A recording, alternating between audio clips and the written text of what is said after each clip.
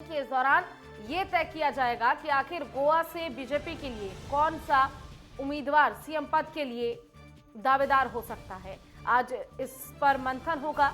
आपको बताते चलें कि इस बैठक में बीजेपी के तमाम कार्यकर्ता, बीजेपी के आला कमान और साथ ही बीजेपी के तमाम केंद्रीय मंत्री शामिल होंगे।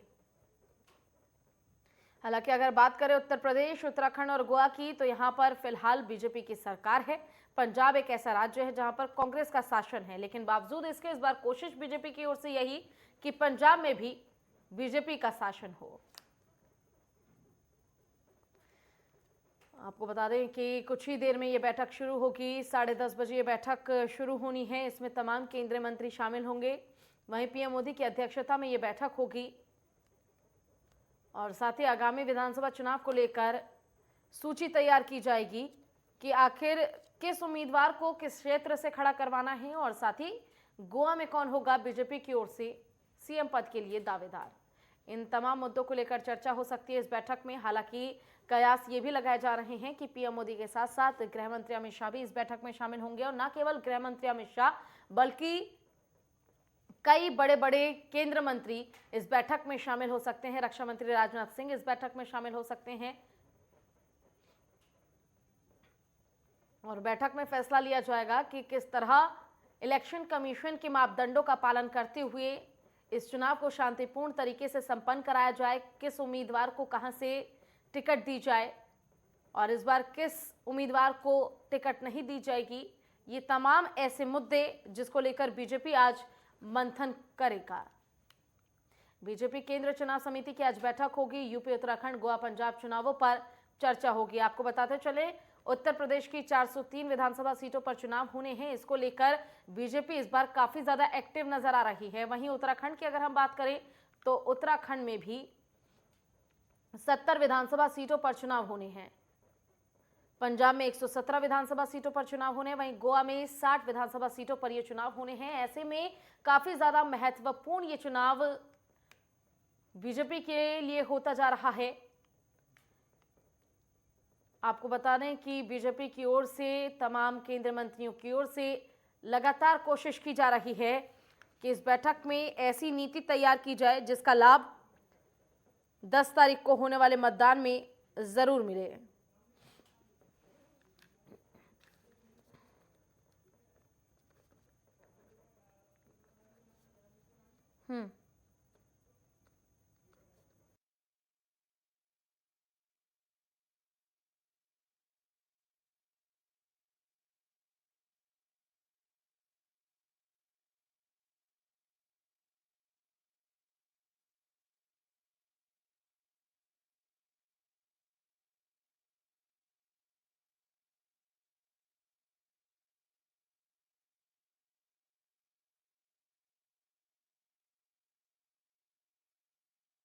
तो आपको ये बड़ी खबर बता रहे हैं, जहां आज बीजेपी के केंद्रीय मंत्रियों की अहम बैठक होनी है। इस बैठक में फैसला लिया जा सकता है कि आखिर गोवा से इस बार बीजेपी के लिए कौन उम्मीदवार होगा।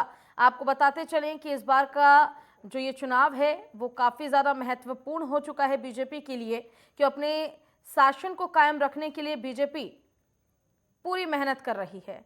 आपको बता दें आज बीजेपी की अहम बैठक होनी है।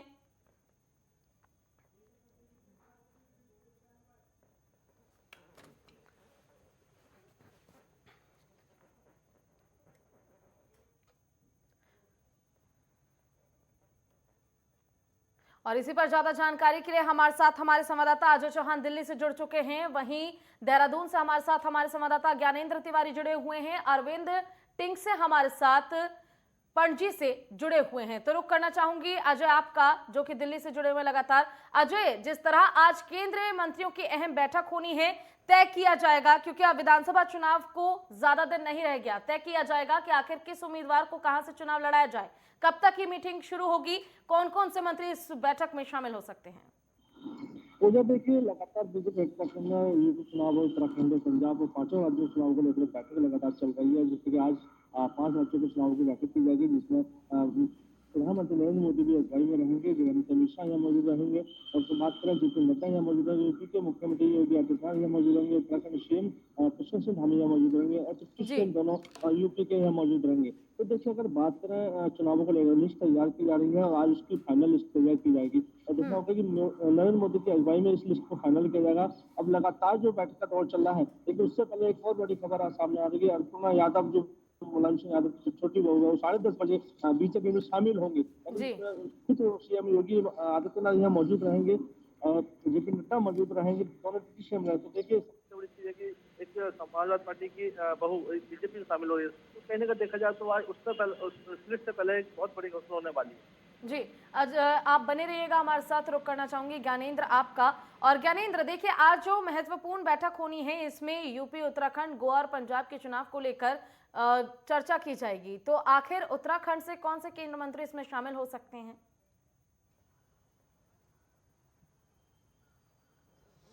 देखिए, एक अहम बैठक आज दिल्ली में प्रधानमंत्री नरेंद्र मोदी की अध्यक्षता में होनी है जी। और इस बैठक में उत्तराखंड से सूबे के मुख्यमंत्री पुष्कर सिंह धामी, प्रदेश के जो बीजेपी के अध्यक्ष हैं मदन कौशिक और जो संगठन महामंत्री हैं अजय कुमार, ये दिल्ली के लिए कल ही शाम रवाना हो चुके हैं और ऐसे में इस बैठक में आज वो शामिल होने वाले हैं। खासतौर पे अगर देखें 70 विधानसभा सीटों पे भाजपा ने अपने प्रत्याशियों की जो लिस्ट है वो हाईकमान को सौंप दी थी पिछले दिनों और आज इस बैठक में उसमें मुहर लगनी है। तकरीबन 25 ऐसे सीट हैं जहां पे भाजपा के जो प्रत्याशी हैं उनके फैसले पहले ही हो चुके हैं, लेकिन तकरीबन 28 सीटों पे कहीं ना कहीं जो तकरीबन 2 से 3 ऐसे दावेदार हैं जो अपने क्षेत्रों में काफ़ी प्रभुत्व रखते हैं और ऐसे में उस पर अभी बात नहीं बन पा रही है। और देखा जाए तो आज की जो ये बैठक होगी इसमें सभी 70 विधानसभा सीटों के जो प्रत्याशी हैं भाजपा के, उनकी चयन की प्रक्रिया को अंतिम रूप दिया जाएगा और संभवतः आज रात या कल सुबह तक जो है भाजपा अपने प्रत्याशियों की जो लिस्ट है वो जारी करेगी। खास तौर पे देखें तो भाजपा के लिए कई चुनौतियां जो है इस दौरान देखने को मिली है। खासतौर पे कई ऐसे विधायक रहे हैं जिनका निधन हुआ है, वहां से उनका कहीं ना कहीं प्रत्याशी चयन की जो प्रक्रिया है एक चुनौती भाजपा के लिए रही है। खासतौर पे अगर हम देखें जो कैंट विधानसभा क्षेत्र है वहाँ हरिवंश कपूर जो भाजपा के विधायक थे, पिछले दिनों उनका जो देहांत है वो हो गया है। ऐसे में वहाँ से प्रत्याशी की चयन को लेके कहीं ना कहीं एक चुनौती भाजपा के अंदर जरूर देखने को मिल रहा है। दूसरी तरफ गोपाल सिंह राव जो कि भाजपा के ही विधायक थे और पिछले ही दिनों उनका देहांत हुआ था और वहाँ से भी जिस तरीके से भाजपा को एक चुनौती है कि एक मजबूत कैंडिडेट वहाँ खड़ा करे। इसके अलावा अगर हम देखें जिस तरीके से एक कैबिनेट मंत्री और उनके बेटे ही जिस तरीके से विधायक जो कहीं ना कहीं भाजपा के खेमे से और कांग्रेस में शामिल हुए थे, यशपाल आर्या जो कि कैबिनेट मंत्री थे और दूसरे जो हैं संजीव आर्या उनके बेटे विधायक थे, वो कांग्रेस में शामिल हुए थे। तो ऐसे में वहाँ भी भाजपा के लिए अपने कैंडिडेट खड़ा करना एक चुनौती था। हालांकि जिस तरीके से जो कांग्रेस की प्रदेश महिला मोर्चा की अध्यक्ष हैं सरिता आर्या, उनको भाजपा में शामिल कराने का काम जो है वो बिल्कुल किया गया है इस दौरान। कहीं आज जो ये बैठक होनी है इसमें उम्मीदवारों पर फाइनल मोहर जो है केंद्र सरकार की ओर से लगा दी जाएगी कि आखिर कौन कौन से उम्मीदवार उत्तराखंड में किस क्षेत्र से खड़े होंगे। आप बने रहिएगा हमारे साथ, आगे भी आपसे अपडेट लूंगी। लेकिन रुक कर लेते हैं गोवा के पणजी से हमारे साथ अरविंद, हमारे संवाददाता लगातार जुड़े हुए हैं। अरविंद, सबसे बड़ा मुद्दा जो है गोवा के लिए फिलहाल कि आखिर बीजेपी की ओर से एक बार फिर से सत्ता को कायम रखने के लिए कौन सा सीएम पद के लिए उम्मीदवार होगा। तो आपसे जानना चाहेंगे कि क्या कुछ नाम इस दौरान सामने आ रहे हैं कि इस पर मोहर लग सकती है? आज तक बीजेपी ने जब भी गोवा में राज्य किया है तब आरएसएस कैडर का ही आदमी मुख्यमंत्री बना है। मनोहर पर्रिकर के निधन के बाद गोवा में एक प्रश्न उपस्थित हुआ था कि आरएसएस कैडर का सिर्फ एक ही आदमी था, वो था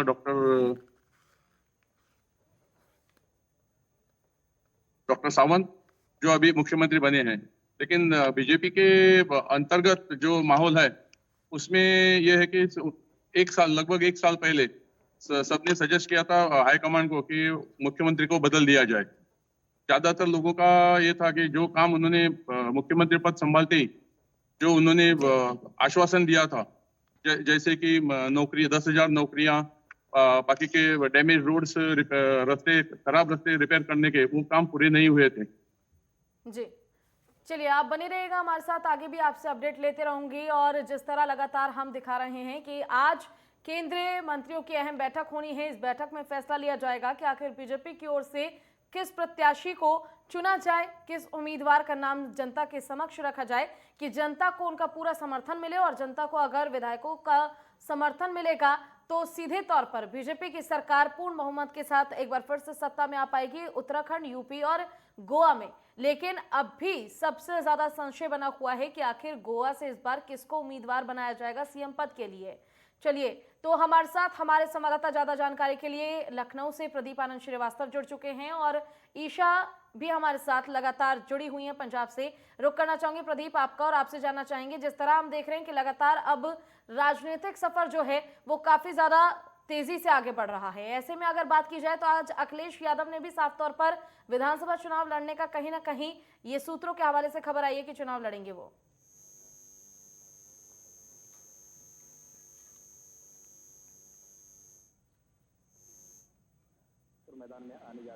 चुनाव लड़कर मैदान में आने जा रहे हैं। अगर बात करें तो अखिलेश यादव गुन्नौर से जो सूत्र से जानकारी मिली है वहाँ से चुनाव लड़ सकते हैं, अपनी किस्मत को आजमा सकते हैं, क्योंकि गुन्नौर जो है वो काफ़ी सेफ सीट मानी जाती है समाजवादी पार्टी के लिए। मुलायम सिंह यादव और उनके परिवार के तमाम लोगों ने वहाँ से जो है चुनाव लड़ा है और आगे जो उनके अपोजिशन में प्रत्याशी रहे उनकी जमानत तक नहीं हो पाई है। तो कहीं ना कहीं से गुन्नौर का जो सीट है वहाँ से अखिलेश यादव के चुनाव लड़ने की जो है प्रक्रिया वो पूरी हो रही है। आज प्रेस कॉन्फ्रेंस से उम्मीद है कि आज ही अखिलेश यादव इस पर जो है अपनी सहमति जता देंगे। हालांकि अखिलेश यादव शुरू से ये कहते आए हैं कि ये पूरा जो निर्णय है वो पार्टी कमान का है, लेकिन ऐसी स्थिति में देखना ये है चूंकि राष्ट्रीय अध्यक्ष खुद है अखिलेश यादव और जो कोर कमेटी है उसके अध्यक्ष भी हैं, तो जो सर्वसम्मति का एक जो मुहर है वो औपचारिक रह गया है, क्योंकि कहीं ना कहीं से गुन्नौर से समाजवादी पार्टी के जो राष्ट्रीय अध्यक्ष हैं अखिलेश यादव उनका चुनाव लड़ना तय है। बिल्कुल, आप बने रहिएगा प्रदीप हमारे साथ। ईशा ठाकुर भी हमारी संवाददाता लगातार हमारे साथ जुड़ी हुई हैं। ईशा, देखने वाली बात है कि अब चुनाव नजदीक है, 10 तारीख से मतदान शुरू हो जाएगा। ऐसे में अब पंजाब की सियासत भी काफी ज्यादा गर्माती नजर आ रही है, जहां एक तरफ बीजेपी और आम आदमी पार्टी अपने पूरे जोर लगा रहा है जनता के बीच, तो वहीं कांग्रेस का अंतर्कलह खत्म होने का नाम नहीं ले रहा।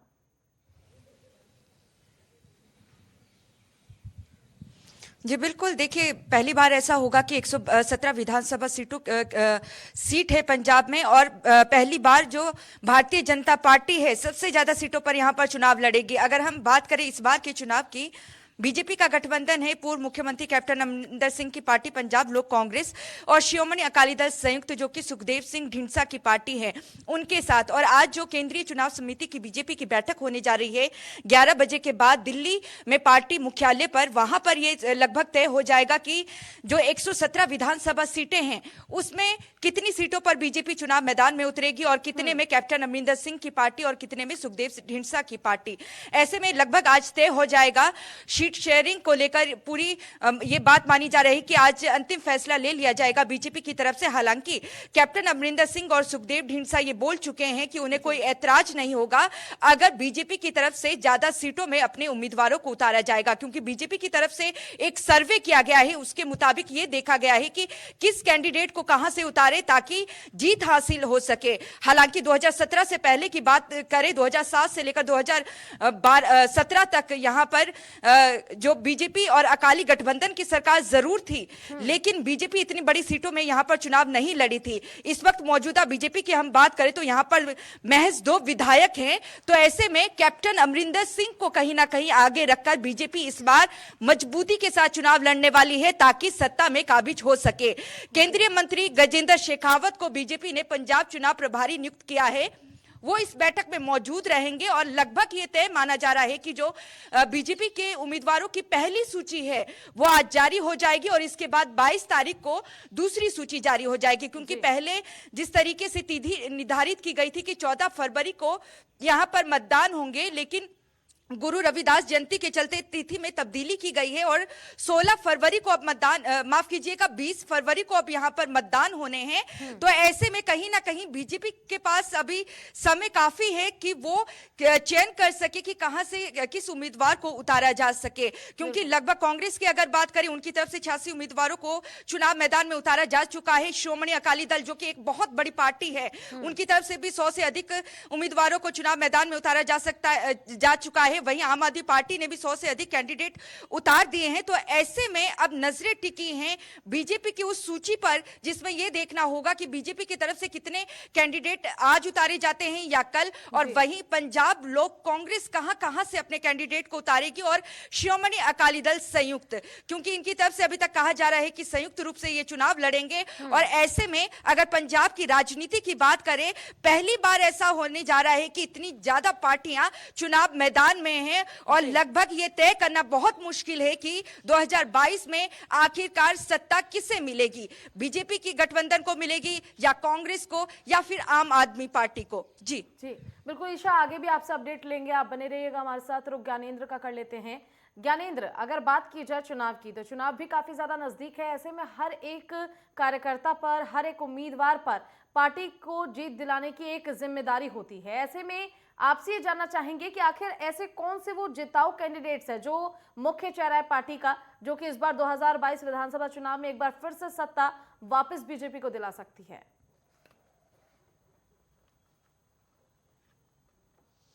देखिए, भाजपा प्रदेश के अंदर 60 प्लस के नारे के युवा मुख्यमंत्री और 60 प्लस के नारे के साथ चुनावी मैदान में है।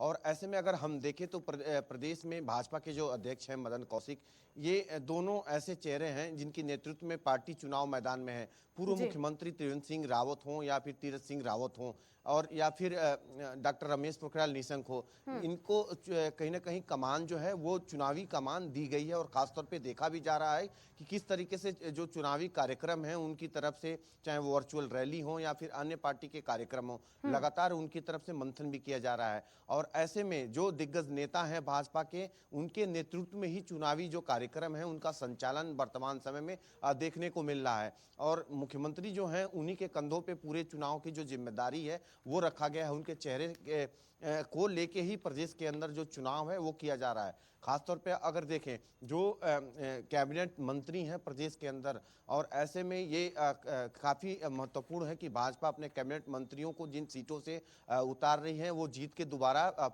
विधायक बन के और विधानसभा पहुँचें।